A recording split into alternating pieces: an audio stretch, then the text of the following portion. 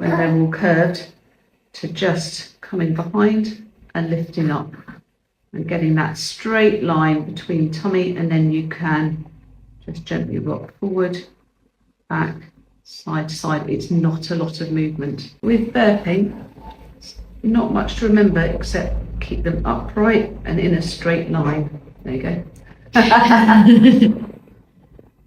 Easy as that.